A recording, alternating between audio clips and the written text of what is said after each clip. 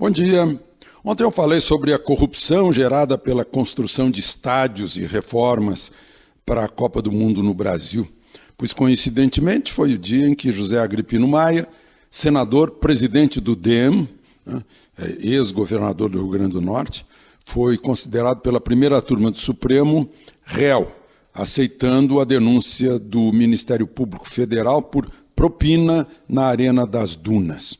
O senador nega, diz que tem farta prova de que isso não é real, e numa nota diz: a inabalável certeza de minha inocência me obriga a pedir à Corte a máxima urgência no julgamento final da causa. Pois é, ele sendo inocente tem o maior interesse de julgar logo, por isso não ficar pesando em cima dele.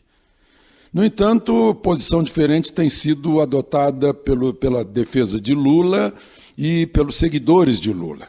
No momento em que o Tribunal Regional Federal de Porto Alegre marcou para 24 de janeiro o julgamento do recurso de Lula à condenação pelo triplex de Guarujá, de 9 anos e meio, feita por sentença do juiz Sérgio Moro, Lula, que nos comícios aí de campanha diz que é inocente, deveria pedir a mesma coisa, a maior urgência, deveria festejar que tenha sido marcada para 24 de janeiro, porque aí ele não fica com esse peso durante a campanha, o peso de ter sido condenado pelo juiz Sérgio Moro.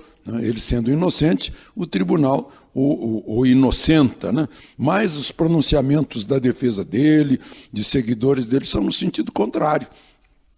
Estão esbravejando contra a marcação do julgamento do recurso.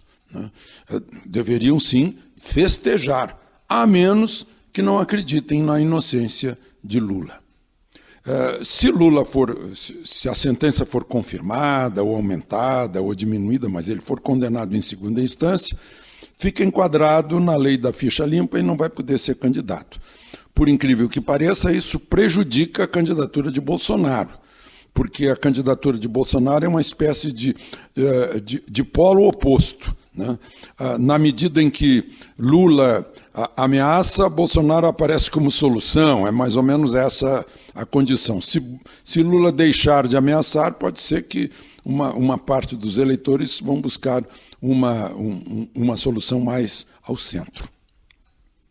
O Supremo não atendeu ao pedido do Ministério Público Federal e está considerando, por sua maioria já, embora o julgamento não tenha terminado, que a Polícia Federal também pode fechar acordo de colaboração premiada.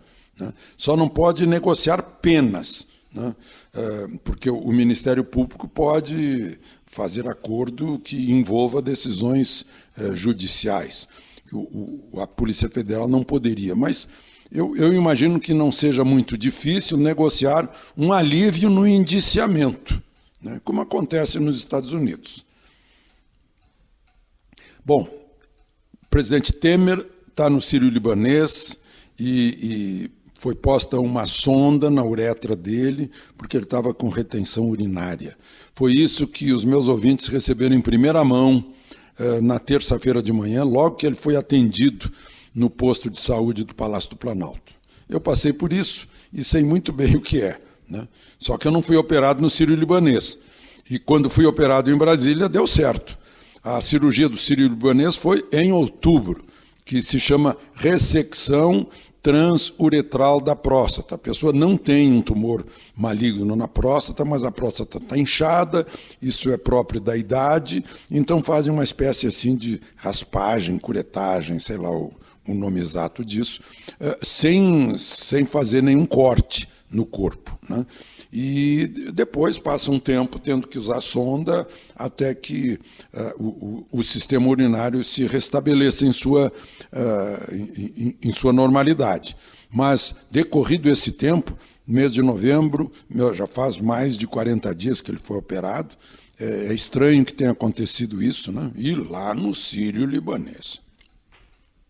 Deputado Carlos Marum, do PMDB Mato Grosso do Sul, que vai ser ministro secretário-geral da Presidência da República, anunciou que ia pedir o indiciamento de Rodrigo Janot na CPI da JBS. Ele é o relator da CPI, é o último ato dele nessa fase de poder legislativo, né? Rodrigo Janot, seu chefe de gabinete. Agora, de repente, disse que não vai mais fazer isso, nem pedir quebra de sigilo telefônico e da internet de Janot. Ele estava investigando as ligações de Janot com o grupo JBS, que resultou naquela armação lá envolvendo o Rocha Louros, né? Desistiu, justificou que não queria cometer o erro de Janot de assodamento. E diz que deixa para Raquel Dodge investigar. Ora, Raquel Dodge investigar é o próprio Ministério Público investigando o Ministério Público, né?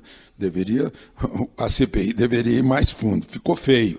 Né? Ficou feio, ficou parecendo que a CPI não tinha elementos para indiciar, que só queria intimidar Rodrigo Janot, que considerou isso algo com muita superficialidade, com muito emocionalismo.